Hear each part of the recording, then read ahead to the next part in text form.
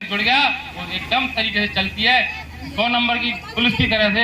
तुरंत किसी से कहीं शोषण अत्याचार होता है तो उस जगह पर जाकर के भीम आर्मी भारत एकता मिशन के साथ ही उसको न्याय दिलाने का काम करते हैं। कि कहीं भी थाना हो, कहीं जाना हो, वहां पर जाकर के उसको, उस भाई को, उस बहन को उसकी सम्मान दिलाने का काम करेंगे, उसे अधिकार दिलाने का काम करेंगे।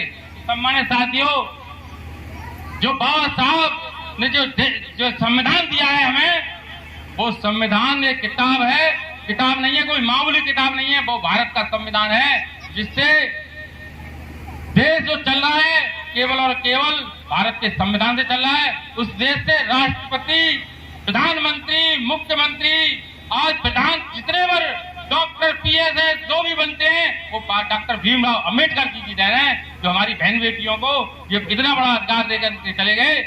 लेकिन इसमें हमारी माता रमाबाई का बहुत बड़ा योगदान रहा कि उन्होंने बाबा साहब को पढ़ाने के लिए कंधे पाते, ओपले पाते, और उन्होंने मेहनत भी की और बाबा साहब को पढ़ाने का काम किया। तो साथियों, मंदिर जाने से भिखारी पैदा होते हैं। मेरी ध्यान से सुन लो मेरी बातों को। मंदिर जाने से भिखारी पैदा होते हैं और स्कूल जाने से अधिकारी पैदा होते हैं। मेरे सम्मानित साथियों, जो हमारी रमाबाई, माता रमाबाई ने बाबा साहब को पढ़ाने के लिए इतना संघर्ष किया कि 4-4 बच्चों की कुर्बानियां तक दे दी। बाबा साहब के 4-4 बच्चे कुर्बान हो गए। रमाबाई ने मेहनत मजदूरी करके भेजा करती थी लंदन से जब पढ़ के जब बाबा साहब देश अपने पहुंचे तो जगह जगह पर उनका स्वागत सम्मान हो रहा था। तो रमाबाई बोली कि बाबा साहब, मैं भी आपका मीटिंग देखना चाहती हूँ, आपका सम्मान किस तरीके से होता है। तो बाबा साहब ने कहा, रमाबाई तू इस हालत में नहीं है कि मेरी मीटिंग में जाकर के तू मेरी जो है स्वागत को देख पाए। तो रमाबाई ने ठान लिया कि मैं जाऊंगी तो जरूर, बाबा साहब का सम्मान होता है। लेकिन कैसे गई रमाबाई, आप सुनो मेरी बात को। रमाबाई ने जब बाबा साहब का सम्मान हो रहा था तो रमाबाई की नजर, एक बाबा साहब को पगड़ी मिलती थी स्वागत में, तो रमाबाई की पगड़ी, वो बाबा साहब की पगड़ी, रमाबाई की नजर पगड़ी पर थी कि इस पगड़ी को पहन करके जाऊंगी मैं। तो बाबा साहब का जब सम्मान हो रहा था, स्वागत हो रहा था, पगड़ी को खोल करके उसको धोती बना लिया और धोती बना करके उसे पहन करके और मीटिंग में जा करके देख रही तो बाबा साहब की नजर हल्की सी उस रमाबाई पर पड़ गई। तो ये तो रमाबाई आ गई यहाँ पर।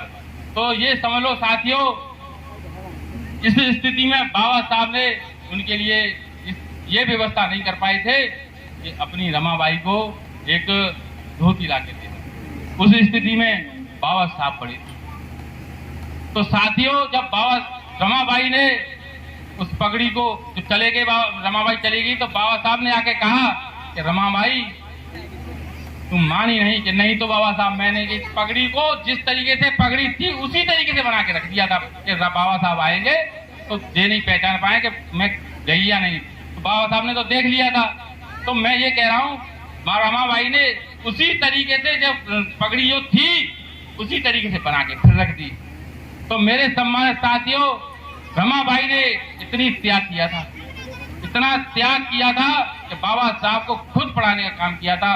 तो मैं यही कहूंगा, एक रोटी कम खा लो लेकिन अपने बच्चों को जरूर पढ़ा लो। शिक्षा वो शेरनी का दूध है जो पिएगा वो दहाड़ेगा। शिक्षा वो शेरनी का दूध है, पिएगा वो दहाड़ेगा। सम्मानित साथियों, मैं इतना जरूर कहूंगा कि बच्चों को पढ़ाना बहुत आवश्यक जरूरी है। आप अपने बच्चों को पढ़ा लोगे तो मैं कह रहा हूं कि घर में से एक बच्चा नौकरी पे लग जाता है तो पूरा घर उसी के साथ चला जाता है और शिक्षा का वो मिल जाता है, आधार मिल जाता है। तो शिक्षा बहुत जरूरी है। बाबा साहब ने संविधान को तैयार किया, 2 साल 11 महीने और 28 दिन में रात दिन कलम चलाई थी। जब जाके संविधान तैयार हुआ। 2 साल बहुत होती है, रात और दिन कलम चला करके बाबा साहब ने संविधान तैयार किया था। जो संविधान आज ये मनोवादी किस्म के लोग, गुंडे किस्म के लोग उस संविधान को खत्म करने की बात कर रहे हैं, ये संविधान तो खत्म नहीं करेंगे, लेकिन ये खुद खत्म हो जाएंगे। ये मैं दावा करता हूं कि हमारे 85% के लोग जिस दिन जाके, उस दिन ये समझो कि 15% के लोग भाग जाएंगे भारत को छोड़ करके। ये लोग इस तरीके की हरकतें कर रहे हैं कि हिंदू राष्ट्र बनाएंगे, क्या हिंदू राष्ट्र बना देंगे? गांव तो इन पर हिंदू राष्ट्र बनेगा नहीं, तो हिंदू राष्ट्र भारत को बनाने की बात कर रहे हैं। तो सम्मानित साथियों, ये निकम्मी सरकार है, ये लोग निकम्मे हैं जो तुम्हें भड़काने का काम कर रहे हैं। एक पौआ एक उसमें आपको खरीदने का काम करते हैं। इन लोगों से बचने का काम करना है आपको। अगर आप इन लोगों की बातों को अगर समझ गए तो मैं सच बता रहा हूं, जीवन में कभी चोट नहीं खा सकते। अभी आपके ही गांव में मैंने बहुत कुछ देखा है, मैं क्या बताऊं, मुझे जानकारी तो बहुत है इस गांव के बारे में, लेकिन मंच पे तो नहीं बोल पाऊंगा, कोई बात नहीं। लेकिन सम्मानित साथियों, मैं इतना जरूर कहूंगा कि चंदन विष व्यापे नहीं लिपटे रहत भुजंग। चंदन के पेड़ पर सरप लटके रहते हैं, उस पर फन मारते हैं तो चंदन की खुशबू कम हो जाती है क्या? चंदन की खुशबू कभी नहीं खत्म हो सकती, ज्यादा और मारेंगे तो खुशबू और बढ़ेगी।